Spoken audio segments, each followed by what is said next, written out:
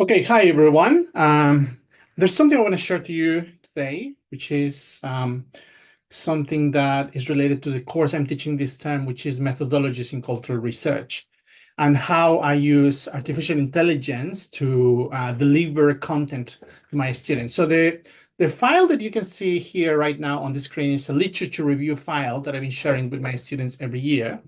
Around about week 10 of the course that we have a course on methodologies in cultural research, methods 2 in cultural research. So I normally share this handout. It's about 7 pages long. They often read, most of them in the past, they were most of them reading it. Nowadays, less people are reading, as you know.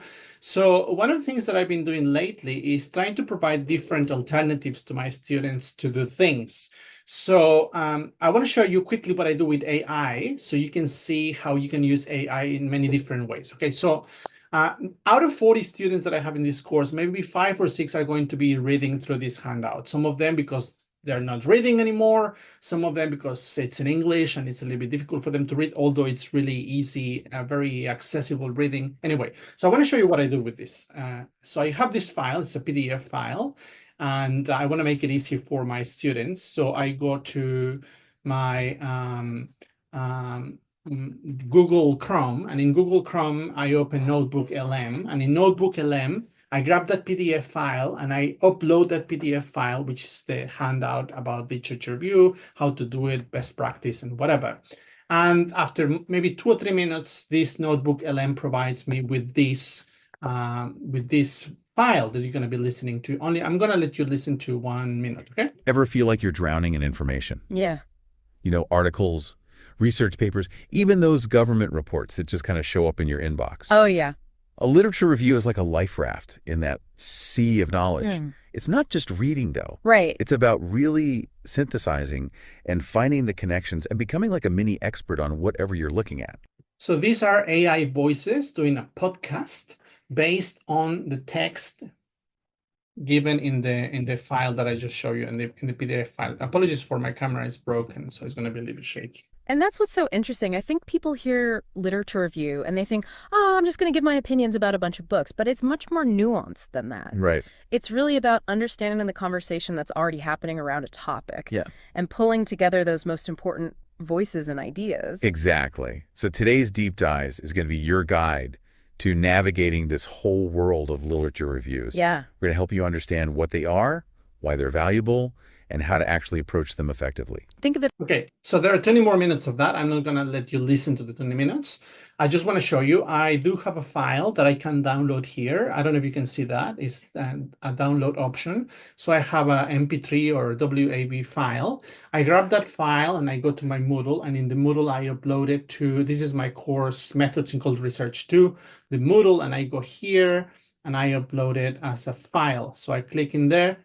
For those who want to listen to it in English, I have already lectured about this. We have tutorials about this, but in case the information has not reached some parts of the audience, I do this. So I play this Ever one. feel like you're drowning in information? Right, so the students have it here, as you can see. Anyway, so not everyone in my audience, not everyone in the 40 students that I have understands English, right? So I have to cater for that. Things have been changing a lot in the Hong Kong context. So what I do is I grab that the file that I downloaded from the podcast, the MP3 or WAV file. I don't know if you can see. I'm showing it to you now. It's a 55 megabytes file, and I go to Notta.ai, which is another website, another platform, artificial intelligence that does transcripts, right? So I upload that file, and it transcribes from first minute all the way to 20 minutes of conversation. I'm going to show you quickly how it sounds. Ever feel like you're drowning in information? Yeah. Articles, research papers, even those government reports. So now that is here, and this app in particular has a translator. So it's translated to Chinese, as you can see down here. So now I grab that Chinese text, and I go to Word. I don't know if I hope you can see this Word file here. It's maybe 11 pages of Chinese text in traditional characters, because I'm going to use this text to share with the students that don't want to listen to the podcast, just want to read, so they can read in Chinese traditional characters. So I grab these Chinese traditional characters that are read out of Mandarin. So I grab these characters, and what I mean is they're not in Cantonese. So I grab these characters, Chinese characters, and I go to another app, which is after I transcribed the voice of the podcast that was done by Google's NotebookLM based on the PDF that I share with my students, that is based on what I have explained to them in the lecture. So different layers of knowledge sharing, if you want.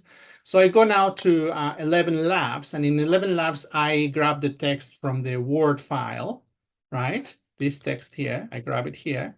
I copy paste, I paste it here, and then I allow 11 Labs to read out loud this in Mandarin. You will listen to a little bit. 好的，不要之间建立联系，或将它们与整体论点相关联。因此，单纯列出一对摘要是不够的。对，我们需要综合资讯，找出那些共同的主题。Again, this is in Mandarin because there's no Cantonese, right? So, and because some of the students only understand Mandarin in the class, right?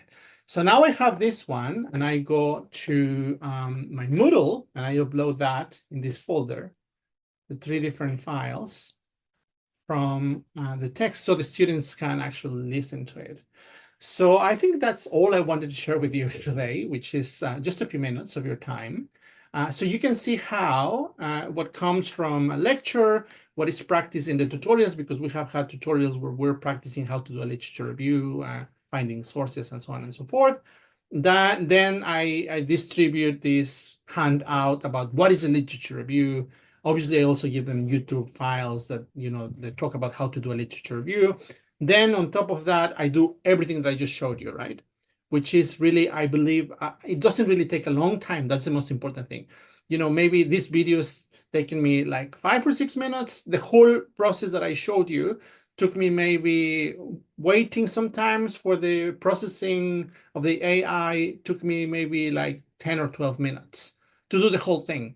And this really serves to deliver and share knowledge in different languages, in different alternatives. I have some colleagues that are very conservative, and they just want to give students the readings.